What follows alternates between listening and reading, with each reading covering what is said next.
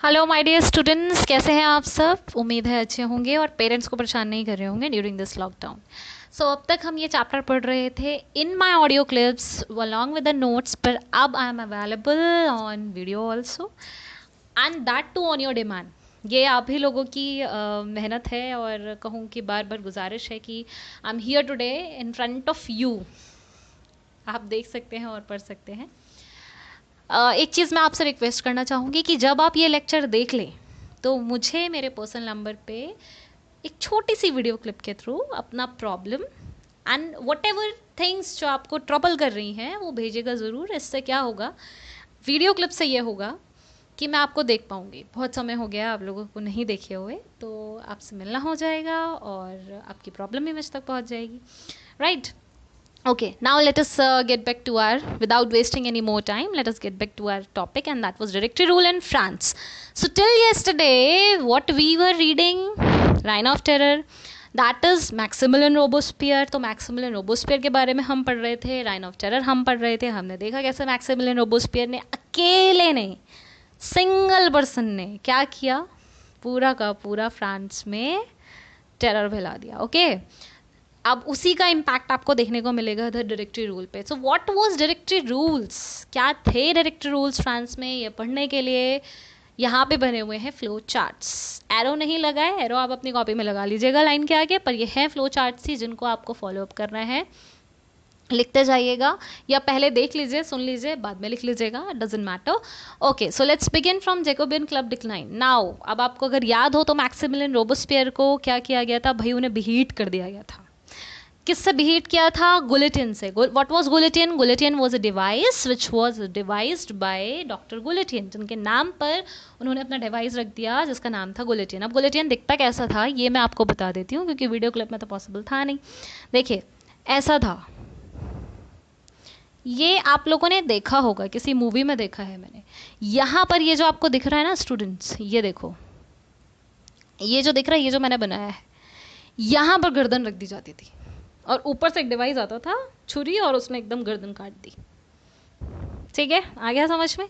तो Maximilien Robespierre को beat कर दिया गया, उनकी गर्दन काट दी गई। As a result Jacobin club decline.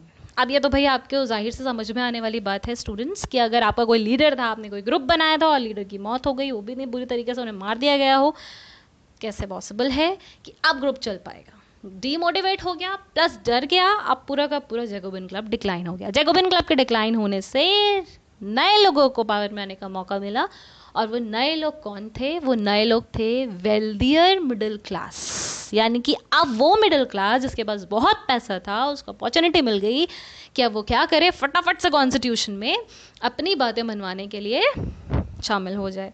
Clear? आ गया भाई वो। तो now the wealthier middle class rose to power. देखते जाइए, पढ़ते जाइए, लिखते जाइए। अब पावर में आने के बाद सबसे पहले उन्होंने क्या किया? सबसे पहले उन्होंने स्टूडेंट्स नया कॉन्स्टिट्यूशन बनाया। They framed new constitution. New constitution में क्या? न्यू कॉन्स्टिट्यूशन में था वोट उन लोगों के लिए जो वीकर सेक्शन है, उन्होंने वोट मांगा था। अब आप ये बात याद करो, लास्ट वाले लेक्चर में आपको ये बताया गया था, क्योंकि जैकोबिन क्लब में कौन लोग शामिल थे? जैकोबिन क्लब में वो सारे लोग शामिल थे जो कि वीकर सेक्शन से आते थे, तो उन लोगों ने अपने लिए वोट मांगा था। 21 years of age and they demanded vote. पर यहाँ पे उन्होंने मना कर दिया कि अब हम वोट नहीं देंगे। ये अधिकार जो है, जो कि वीकर सेक्शन ऑफ सोसाइटी को दिया जाना चाहिए था, वो नहीं दिया गया। क्लियर? मना कर दिया। और साथ में एक नई काउंसिल बॉडी बनाई, नई एग्जीक्यूटिव बॉडी बनाई, and that council body was made up of 5 people. इन्होंने चयन किया 5 लोगों का। ये 5 लोग कौन से थे? इसको ऐसे समझ लीजिए, आपके गांव में आपने पंचायत देखी है 5 लोगों की, एग्जैक्टली सेम। बस आप पंचायत को डायरेक्टरी से दिमाग में रख लो। पंचायत को फ्रांस में पंचायत नहीं बोला गया, उसे डायरेक्टरी बोली गई। फर्क ये भी था कि वो एग्जीक्यूटिव बॉडी थी, लेजिस्लेटिव ने नियुक्त करी थी अपने लिए कि वो काम कर सके, उनके लिए डायरेक्टरी रूल्स चला सके, उनके कही हुई चीज़ें कर सके। लेकिन ऐसा नहीं हुआ। आगे देखेंगे। अब पर एक बड़ा सवाल ये है, अगर आप ध्यान दें कि बेटा वाई 5, 5 ही लोगों का चयन क्यों किया? फ्रांस को ऐसा कोई पंचायत तो बनानी नहीं थी, पंचायत में आता है पंच, 5 शब्द, यहाँ तो 5 का कोई मतलब ही नहीं है, तो क्यों 5 पीपल नियुक्त करे? क्यों 1 2 3 नहीं किए?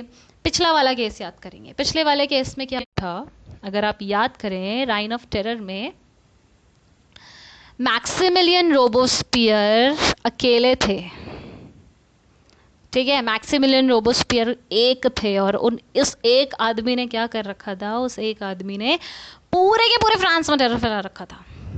तो इनको लगा कि एक आदमी के हाथ में सत्ता आ जाती है तो वो सिर्फ अपना अपना अपना अपना अपना करने में लग जाता है। तो अब एक आदमी को पूरी सत्ता नहीं देना है, उसको हम डिवाइड कर दें, ठीक है। इसलिए इन्होंने 5 लोगों की नियुक्ति की, due to the reign of terror, उस पोजीशन की वजह से इधर इन्होंने 5 लोग अपॉइंट कर दिए। अब आप सोचिए, 2 चीज़ें हो गई, 2 स्ट्रक्चर, 2 टायर आ गए हमारे पास। मैं स्क्रीन थोड़ा सा ऊपर कर देती हूँ, अब आप देख सकते हैं। पहला टायर आ गया हमारे पास लेजिस्लेटिव, दूसरा टायर हमारे पास आ गया एग्जीक्यूटिव। लेजिस्लेटिव वेल्दियर पर्सन का, वेल्दियर सेक्शन का टायर था, और एग्जीक्यूटिव टायर था डायरेक्टरी का, 5 लोगों का। हुआ क्या, अल्टीमेटली वो 5 लोगों की एग्जीक्यूटिव से, यानी कि एग्जीक्यूटिव की, सॉरी, लेजिस्लेटिव से नहीं बनी, ठीक है। दोनों के बीच में अनबन हो गई। जब अनबन होगी तो भाई दोनों के बीच में अनबन हो गई। अब अनबन हो गई तो फायदा कौन उठाएगा? कौन उठाएगा? फायदा उठाएगा कोई तीसरा, ऐसा समझ लो। और एग्जाम्पल के लिए let us be more practical.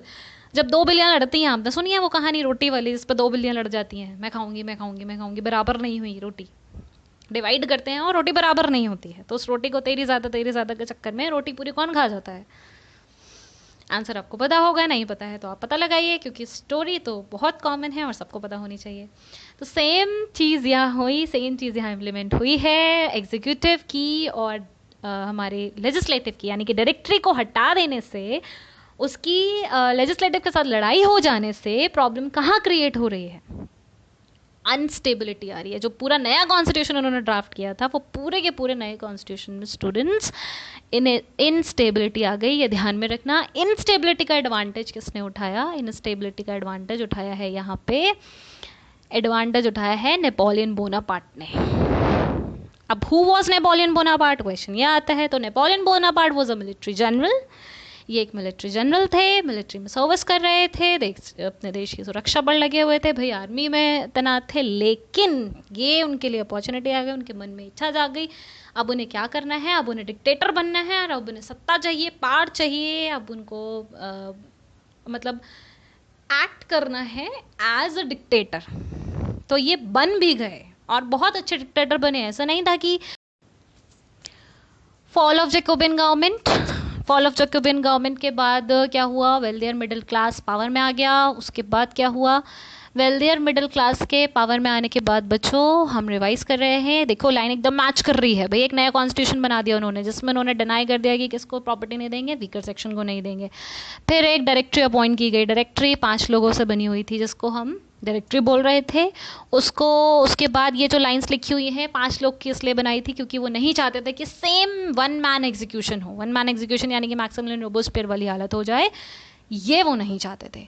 And then legislative की अल्टीमेटली ये देखो नहीं बनी, क्लैशेस हो गए, directors often clash with legislative, और इसकी वजह से पॉलिटिकल अनस्टेबिलिटी आ गई क्योंकि उन्हें डिसमिस कर दिया गया। And that is the time when Napoleon Bonaparte rose to power. ठीक है, क्लियर है? इतना अंडरलाइन कर लिया आपने सब कुछ? फाइन, वेट करूँ या हो गया? कर लीजिए I am waiting. I hope it's done now. Okay, back करके देख लेना अगर नहीं हुआ हो तो। फाइन, अब ये देखो कि सब उनके आने से, यानी कि नेपोलियन बोनापार्ट के आने से सब कुछ बुरा नहीं हुआ बच्चों, कुछ अच्छा भी हुआ। और वो अच्छा क्या हुआ कि उन्होंने फ्रीडम के आइडिया को फैलाया और इक्वालिटी को फैलाया, फैटर्निटी को फैलाया, और उनको देख के सिर्फ फ्रांस में नहीं बल्कि पूरे के पूरे यूरोप में ये चीज़ें फैली। तो ये उन्होंने अच्छा भी किया था, जो कि क्लास 10th का चैप्टर नंबर 1 है हिस्ट्री का, वो हम वहीं पढ़ेंगे। फिलहाल जो हमारा टॉपिक था वो कवर अप हो गया है, फिनिश हो गया है। होप आप सबको समझ में आ गया होगा। और अब एक सबसे इंपॉर्टेंट बात कि आप सब अपनी अटेंडेंस लगाने वाले हैं। ये वीडियो देखने के बाद आप सब अपने कमेंट सेक्शन में अपना नाम जोड़कर जाएंगे, सो दैट मुझे पता चल पाए कि कितने बच्चों ने वीडियो देख लिया और उन्हें समझ में आ गया। कोई प्रॉब्लम है तो कमेंट सेक्शन में लिख सकते हैं, अदरवाइज मुझे पर्सनली भी बता सकते हैं। आई गिव यू इंश्योरिटी सॉल्व की जाएगी बहुत जल्द से जल्द। ओके फिर से मुझे कोई लेक्चर बनाना पड़े आपको समझाने के लिए, डजेंट मैटर, मैं बनाऊंगी, पर आप अपनी प्रॉब्लम्स को लिखिए, साथ में पढ़िए, एनसीईआरटी भी पढ़िए। बहुत छोटे छोटे टॉपिक्स हम लोग पढ़ रहे हैं, बहुत टाइम है, very easily we can cover up all the syllabus with beautifully and with very precise and concise concepts. Okay, so all the very best and we'll next lecture में फिर मिलेंगे। तब तक ये लेक्चर अपना आप लोग क्लियर कर लीजिए।